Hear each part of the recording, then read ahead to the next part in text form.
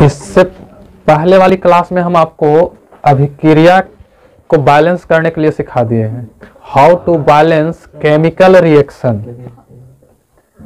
और इसी चीज को, इसी चैप्टर का जो नेक्स्ट टॉपिक है आपका, वो टॉपिक है आज रासायनिक अभिक्रिया के प्रकार, टाइप्स ऑफ केमिकल रिएक्शंस। और इसमें हम लोग ये जानेंगे कि जो रासायनिक अभिक्रिया है वो होता कितने तरह का है। ठीक है, तो इसमें आज हम लोग 3 अभिक्रिया को टच करेंगे। ऐसे इसका 2-3 तरह का टाइप और है जो हम पढ़ाएंगे, लेकिन आज का जो आपका टॉपिक होगा वो ये 3। ठीक है, अब देखिए इसमें सबसे पहला अभिक्रिया है आपका संयोजन अभिक्रिया, या इसी का नाम है कॉम्बिनेशन रिएक्शन। देखो एक चीज समझो, अगर तुम गौर करोगे ना तो नाम में सब कुछ रखा है, बोलता है ना नाम में क्या रखा है, नाम में बहुत कुछ रखा है। अब सिर्फ इसको गौर से समझने वाली बात है। कॉम्बिनेशन, पर कॉम्बिनेशन का मतलब क्या है, किसी चीजों को कंबाइंड कर देना यानी मिला देना, तो उसको हम लोग कॉम्बिनेशन बोलते हैं। तो इस अभिक्रिया को यानी संयोजन अभिक्रिया को समझने के लिए आप समझिए कि यदि कोई 2 या 2 से अधिक रिएक्टेंट को आप मिला दीजिए और मिला करके सिर्फ एक ही वो प्रोडक्ट मिले, समझ में आ रही बात है। जैसे यहाँ पास एक बात आप भी अच्छी तरह से जानते हो कि जो एरो साइन होता है, एरो का साइन होता है, इसके लेफ्ट साइड में इधर जो होता है रिएक्टेंट होता है यानी कि अभिकारक होता है, अभिकारक। और ये जब अभिकारक अभिक्रिया करता है तो इधर बनता है प्रोडक्ट यानी प्रतिफल। ठीक है, तो यहाँ पास आपको देखना है संयोजन अभिक्रिया में या कॉम्बिनेशन अभिक्रिया में कि वैसी अभिक्रिया जिसमें रिएक्टेंट के रूप में बहुत सारा रिएक्टेंट भाग ले ले, मतलब कि अभिक्रिया करने के लिए बहुत सारा भाग ले ले, लेकिन जब उसका प्रोडक्ट बने तो प्रोडक्ट सिर्फ और सिर्फ क्या बनना चाहिए, एक। यानी कि अगर इसको अगर हम एज ए डायग्राम मतलब फॉर्मूला के तौर पर समझाऊं तो संयोजन अभिक्रिया वैसी अभिक्रिया है जिसमें अनेक प्रतिकारक होते हैं और केवल एक प्रोडक्ट होते हैं। मतलब कि इसको अगर हम समझाएं तो ऐसे लिख सकते हैं कि अनेक प्रतिकारक एक से अधिक प्रतिकारक होगा आपका और प्रोडक्ट आपका सिर्फ और सिर्फ क्या होगा, एक। मतलब कि एकल उत्पाद समझ में आ रही बात। केवल 1 प्रोडक्ट होगा, केवल एक प्रोडक्ट होगा और बहुत सारा होगा क्या चीज, रिएक्टेंट। तो वैसे रिएक्शन को हम लोग क्या बोलते हैं, संयोजन अभिक्रिया। सही है। देखिए अब इसको एग्जांपल के तौर पर समझिए कि आप ले लो कैल्शियम ऑक्साइड को। ठीक है, कैल्शियम ऑक्साइड को जलता हुआ चूना या नॉर्मल भाषा में सिर्फ चूना बोलते हैं, जो घर और पोटीन किया जाता है। तो उस पोटीन के दौरान देखना कि जो मार्केट से चूना को लाते हो ना आप, तो जनरली चूना के स्थान पे आपका आ गया है इस तरह का पेंट आ गया। देखिए इस तरह का पेंट है ना, तो पहले देखोगे ना तो जो व्हाइट कलर का जो होता था ना, ये भी आप देखिए व्हाइट है, लेकिन ये व्हाइट जो है ना आपका चूना नहीं है, यही वाला चीज है, यही कलर ये भी है। तो यहाँ पास देखिए तो घर में जो पहले आता था तो खैनिया खाता है ना लोग, नहीं बना चुनने ना तो बना रहे कोई चीज। तो याद कीजिए कि अगर हम बात करें खैनी वाला, तो जो खैनी का जो चूना जिस रूप में आदमी खाता है ना वो रियल में बुझा हुआ चूना होता है, वो जो खैनी खाता है वही चूना होता है। लेकिन जब उसको देखना कि जब लाएगा ना तो उसको सबसे पहले एक गमला में या घड़ा में उसको डाल देगा और डालेगा ना तो वहां पास देखना कि बहुत सारा क्या होता है, ऊष्मा निकलता है।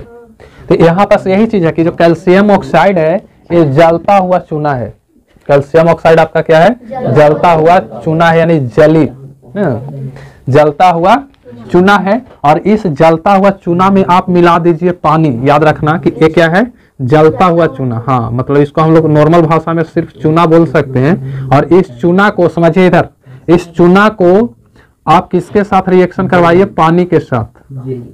तो जैसे ही इस चूना को आप पानी के साथ रिएक्शन करवा दीजिएगा तो रिएक्शन के दौरान करता क्या है कि ये बना लेता है कैल्शियम हाइड्रोक्साइड। और इस कैल्शियम हाइड्रोक्साइड को हम लोग बोलते हैं बुझा हुआ चूना। बुझा हुआ चूना,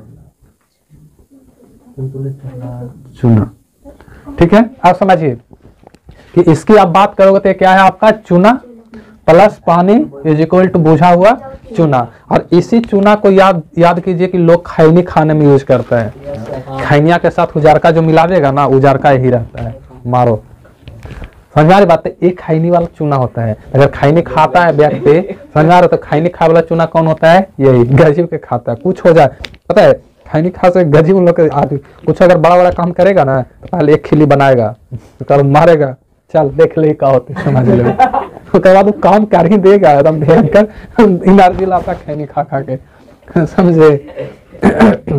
तो यहाँ पास देखिए तो क्या है, ये आपका चूना है, ठीक है, ये बुझा हुआ चूना है। और ये बुझा हुआ चूना है, एक चीज और याद रखिएगा कि एकरा साथ साथ बहुत मात्रा में ऊष्मा निकलता है। ऊष्मा, ये इतना भयंकर ऊष्मा निकलता है कि यदि आप खौलता हुआ चूना, जैसे मतलब ये वाला चूना में आप पानी डाल दीजिए, तो पानी जिस समय अभिक्रिया शुरू होगा ना, तो अगर पानी आपके फेस पर या आपका बॉडी पर गिर जाए, तो उसके पास इतना कैपेसिटी होती है कि वो आपके फेस को जला देगा, आपकी शरीर को जला देगा, इतना ज्यादा ऊष्मा होता है, समझा। ये भयंकर होता है, ठीक है। तो यहाँ पर सुनो, तो यहाँ पास बहुत, जिस बाल्टी में इसको डालोगे ना, वो बाल्टी के तुम बगल से छू के देखना, इतना गर्म लगेगा ना कि उसको मतलब टच नहीं कर पाओगे, भयंकर गर्म होता है। तो जैसे ही इसमें आप पानी डालोगे तो क्या होता है कि ऊष्मा को बाहर निकाल देता है, ऊष्मा को क्या करता है, बाहर निकाल देता है, और सिर्फ इसका प्रोडक्ट के रूप में क्या बच जाता है, कैल्शियम हाइड्रोक्साइड। इसी कैल्शियम हाइड्रोक्साइड को बोला जाता है बुझा हुआ चूना। तो यहाँ देखिए तो कि अनेक उत्पाद है कि नहीं, सॉरी एक मिनट, अनेक प्रतिकारक है कि नहीं, यानी कि दो या दो से अधिक होगा। तो यहाँ पास प्रतिकारक के रूप में कितना है, एक और एक दो, लेकिन उत्पाद देखिए तो केवल एक है कि नहीं। तो अगर केवल एक उत्पाद है तो इसको संयोजन अभिक्रिया कहेंगे, क्योंकि संयोजन अभिक्रिया में क्या होता है, अनेक प्रतिकारक और केवल एक उत्पाद होता है, ठीक है। इस तरह से आप और एग्जाम्पल देख सकते हो। जैसे में देखिए, यहाँ आप हाइड्रोजन को ले लीजिए और यहाँ पास ऑक्सीजन को ले लीजिए, और हाइड्रोजन ऑक्सीजन को मिला दीजिए, तो दोनों को अगर मिला दोगे ना, तो दोनों से मिलने के बाद क्या बन जाता है, आपका जल बन जाता है, H2O बन जाता है, H2O बन जाता है। अब बताइए तो कि यहाँ पास जो H2O है, इसमें का दो चार को प्रतिफल है, सिर्फ एकल है कि नहीं। तो यदि एकल प्रतिफल है और यहाँ पास रिएक्टेंट कितना है, दो है, तो दो या दो से अधिक प्रतिकारक जब अभिक्रिया में भाग लेकर के केवल एक प्रतिफल देते हैं, तो ऐसे अभिक्रिया को संयोजन अभिक्रिया कहते हैं। यहाँ तक क्लियर। अब देखिए, इसी अभिक्रिया में एक चीज और समझिएगा, आगे हम पढ़ाएंगे कि जिस अभिक्रिया के दौरान ऊष्मा का उत्पादन हो, ठीक है, ऊष्मा का उत्पादन हो, वैसे अभिक्रिया को हम लोग ऊष्मा क्षेपी अभिक्रिया बोलते हैं। ऊष्मा क्षेपी, जैसे इसमें बताइए तो कि इसमें ऊष्मा भी निकाल रहा है कि नहीं, तो इस अभिक्रिया को हम लोग ऊष्मा क्षेपी बोलेंगे। लेकिन कुछ कुछ अभिक्रियाएं ऐसी होती है जिसको हम लोग को बाहर से ऊष्मा देना पड़ता है, रोटी पकाने के लिए का ऊष्मा हम लोग बाहर से नहीं देते हैं, बिना ऊष्मा दे लिट्टी सीख जाएगा, तो उसको हम लोग बोलेंगे ऊष्मा शोषी। एक इकोथर्मिक होता है, एक इंडोथर्मिक होता है। तो इकोथर्मिक माने बाहर वाला और इंडोथर्मिक माने अंदर। तो यहाँ पास देखिए तो क्या होता है कि इसको हम एक अलग टाइप हम बता देंगे उसको, जब ऊष्मा, इसमें अभी और बचा हुआ है, हम तीन ही पढ़ा रहे हैं ना, अभी और बचा हुआ है, तो उसी में एक टॉपिक और बना देंगे जो होगा आपका क्या, ऊष्मा क्षेपी और ऊष्मा शोषी, दो तरह का, मतलब इंडोथर्मिक और इकोथर्मिक हो जाएगा, दो और पढ़ेंगे। तो इसमें दूसरा क्या है, वियोजन अभिक्रिया। देखो, वियोजन डिकम्पोजिशन, और वियोजन का मतलब होता है तोड़ना। वियोजन का मतलब क्या होता है, तोड़ना। तो आप वियोजन अभिक्रिया को अगर आप देखोगे तो सीधा देखिए इसमें क्या हो रहा है कि इस अभिक्रिया में रिएक्टेंट को जोड़ दिया जा रहा है नहीं, और इस अभिक्रिया में अगर देखोगे तो अभिकारक को क्या कर दिया जा रहा है, तोड़ दिया जा रहा है। मतलब कि इसको में जोड़ दो, इसको में छोड़ दो, इसमें जोड़िए और इसमें तोड़िए। तो एक चीज समझना कि यदि वियोजन अभिक्रिया की बात कर दे तो आपको संयोजन अगर याद है तो वियोजन याद रहेगा, क्योंकि वियोजन वाला अभिक्रिया जो होता है संयोजन अभिक्रिया का सीधा उल्टा। तो उल्टा कहने का मतलब कि इधर एकल क्या होगा, प्रतिकारक होगा, मतलब कि एकल प्रतिकारक। और एक चीज याद रखिएगा, प्रतिकारक को अभिकारक भी बोला जाता है, ठीक है। तो एकल प्रतिकारक और प्रोडक्ट कितना देगा आपको, तो प्रोडक्ट देगा एक से अधिक माने अनेक, तो अनेक उत्पाद, अनेक उत्पाद। अब देखिए इसका उल्टा है कि नहीं, यहाँ पास अनेक प्रतिकारक था, जबकि यहाँ पास क्या है, एकल प्रतिकारक। तो उल्टा नहीं है, यहाँ एकल उत्पाद था जबकि यहाँ पास अनेक उत्पाद है। मतलब कि जब एक अभिकारक टूट कर करके जब बहुत सारा प्रोडक्ट का निर्माण कर दे तो उससे हम लोग क्या बोलते हैं, उससे बोलते हैं वियोजन अभिक्रिया। वियोजन का मतलब ऐसे भी टूटना, वियोजन का मतलब टूटना होता है, ठीक है। जैसे यहाँ पर देखिए कि एक एग्जांपल के रूप में हम लिए हैं कि यदि फेरस सल्फेट लीजिए, आप क्या लेना है, फेरस सल्फेट, और इस फेरस सल्फेट को आप अभिक्रिया करा दीजिए, मतलब ऊष्मा दे दीजिए। ऐसे हम देखो लिख देते हैं, इस डेल्टा एच मैंने ऊष्मा आप दीजिए, ऊष्मा में परिवर्तन कीजिए, वो क्या होता है आपका डेल्टा एच, यानी कि देखो हिंदी में ऊष्मा। और जैसे ही इसको ऊष्मा दोगे तो इस ऊष्मा के कारण ये जो फेरस सल्फेट है वो 3 तरह के प्रोडक्ट दे देता है। 3 तरह के प्रोडक्ट, 100 रुपया में 5 सामान, याद है ना। हाँ, तो एक प्रतिकारक दीजिए, 3 गो सामान लीजिए, मतलब 3 गो प्रोडक्ट लीजिए। और 3 गो प्रोडक्ट आपके सामने, जैसे फेरस सल्फेट है, इस फेरस सल्फेट को ऊष्मा देना है, ऊष्मा दोगे तो ये बना लेगा आपका ferric oxide plus sulphur dioxide SO2 plus sulphur trioxide. समझ में आ रहा है, जैसे कार्बन डाई होता है ना, तो 2 पर डाई, 3 पर ट्राई और 1 पर मोनो। जैसे CO, तो CO को क्या बोलते हैं, कार्बन मोनोऑक्साइड बोलते हैं। तो इस तरह से सल्फर 2 है तो di, sulphur dioxide, sulphur trioxide. तो ऐसे अभिक्रिया को क्या कहा जाता है, वियोजन। वियोजन का मतलब टूट जाइए, बिखर जाइए, तो उसको हम लोग क्या बोलते हैं, वियोजन अभिक्रिया। और संयोजन का मतलब है कि आप बिखरे हुए तो उसको मिल जाइए आप, तो उसे हम लोग बोलते हैं संयोजन। संयोजन का मतलब कॉम्बाइंड करना, जोड़ना, वो आपकी संयोजन अभिक्रिया। जैसे एक एग्जांपल और समझिए, कैल्शियम कार्बोनेट। तो कैल्शियम कार्बोनेट की आप बात करोगे तो इस कैल्शियम कार्बोनेट को भी आप क्या दीजिए, ऊष्मा दीजिए, हीट कीजिए। और इस कैल्शियम कार्बोनेट को जैसे ही हीट करोगे यानी कि गर्म करोगे तो एक टूट जाता है कैल्शियम ऑक्साइड और कार्बन डाइऑक्साइड 2 में। और इसका नाम क्या हो जाएगा आपको पता है, इसका नाम क्या लिखना है आप तो खुद ही जानते हो। अरे कैल्शियम ऑक्साइड, देखिए ना, कैल्शियम ऑक्साइड, बताइए तो चूना होगा कि नहीं। और ये क्या हो जाएगा, CO2 कार्बन डाइऑक्साइड। देखो एक चीज और समझो कि आप संगमरमर के बारे में जानते हैं, कैल्शियम कार्बोनेट होता है, कैल्शियम कार्बोनेट। जैसे देखना कि समझिए ये चीज होता क्या है कि घर में जब पुटीन करोगे ना, अरे घर प्लास्टर उसको पुटीन करोगे चूना से, तो वो पुटीन करने के तुरंत बाद उसमें लाइट नहीं आती है, चमक नहीं आती है।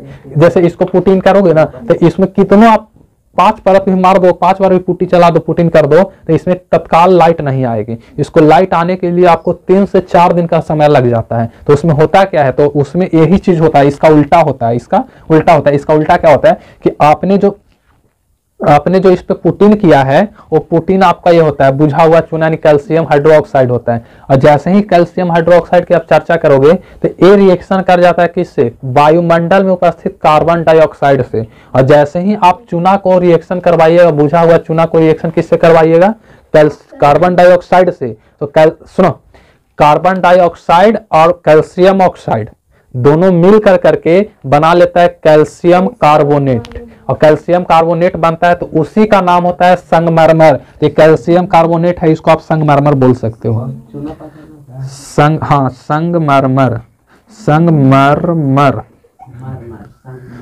संगमरमर, जिए मरेंगे साथ की दुनिया याद करेगी। अब सुनिए यहाँ पास गड़बड़ है, रहेगा कोई तब नहीं याद करेगा, छोड़िए उसको। देखिए इधर समझिए, सुनो कि यहाँ पर देखिएगा तो क्या हो गया, ये संगमरमर है, इसको जैसे ही आप दीजिएगा ऊष्मा, ये क्या हो जाएगा आपका कैल्शियम कार्बोनेट, कैल्शियम ऑक्साइड बनाएगा प्लस CO2 गैस छोड़ देगा। तो यहाँ पास आपके पास बताइए ना कि एक ही गुण प्रोडक्ट है, रिएक्टेंट है, उत्पाद कितना, 1 और 1 2। तो इसको कौन अभिक्रिया बोलेंगे, वियोजन। या इसको एक चीज और याद रखिएगा, इस वियोजन अभिक्रिया का एक नाम और रहता है अपघटन अभिक्रिया। अब देखिए इस वियोजन अभिक्रिया का ही अपघटन अभिक्रिया कोई बोल देगा तो गलत नहीं होगी, ठीक है। अपघटन का मतलब भी होता है टूटना, जैसे मान के चले कि वो अपघटित हो गया, तो अपघटित मैंने क्या होता है, टूट जाना, ठीक है। तो ये आपका अपघटन अभिक्रिया हो गया, ये समझ में आ गया, क्लियर। अब देखिए विस्थापन में समझिए, ये बड़ा कमाल की चीज है। और एक चीज समझिए, विस्थापन अभिक्रिया आपको सुनो, इसको अगर आप समझना है ना तो ये बहुत इंटरेस्टेड चीज है। विस्थापन अभिक्रिया जो है ना, इसमें औकात की बात आता है, समझे। और ये भी दो तरह का, एक एकल और एक द्वि। तो एक डबल डिस्प्लेसमेंट रिएक्शन होता है और एक सिंगल डिस्प्लेसमेंट रिएक्शन होती है। तो ऐसे हम लोग, आप जनरली ऐसे समझिए, नहीं इसको फिर हम अलग अलग करेंगे अभी यहाँ के बाद, इसीलिए हम आगे पढ़ाए नहीं है ताकि आपको समझ में आ जाए अच्छा से।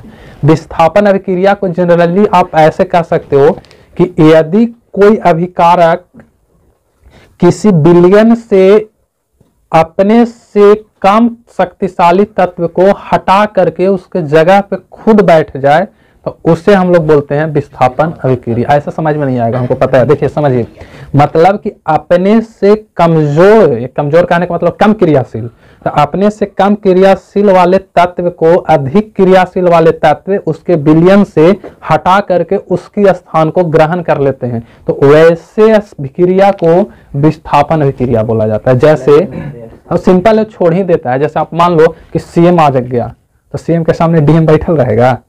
नहीं, चेयर छोड़ देगा। इसके पीछे लॉजिक क्या है? वो ज्यादा पावरफुल है, ठीक है। अगर सीएम है, पीएम आ गया, तो सीएम बैठल रहेगा? नहीं, चेयर छोड़े पड़ेगा। तो छोड़े पड़ेगा तो बताओ तो कि इसका पीछे लॉजिक क्या है?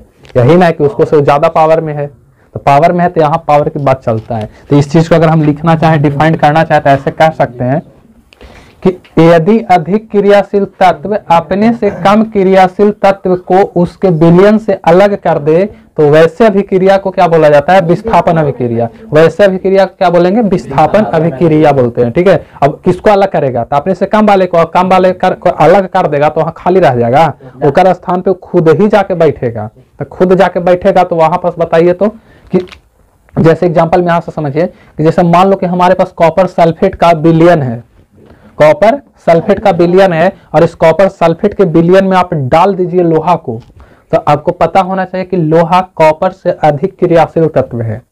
तो जैसे ही आप कॉपर सल्फेट के विलयन में डालिएगा लोहा को, तो लोहा क्या कहेगा? इस कॉपर को चल खिसक तू, और इसको खिसका देगा, कॉपर को हटा देगा, और कॉपर को हटा करके कॉपर के स्थान पे खुद ही बैठ जाएगा। यहाँ देखिए कॉपर SO4 के बगल में यहाँ लगल है कि नहीं? जबकि यहाँ जब आया है तो बेचारा यहाँ से उठ गया है, देखिए अपने अलग सीट लेके बैठल है, और एक जगह यहाँ पे यहाँ कौन आ गया है? Fe। तो ये बना लिया है FeSO4। अब इस फेरस सल्फेट हो गया, अब इसके साथ क्या है? Ferrous sulphate. और जबकि ऐसे था जब रिएक्शन से पहले तो कॉपर सल्फेट था, और जबकि अब क्या हो गया?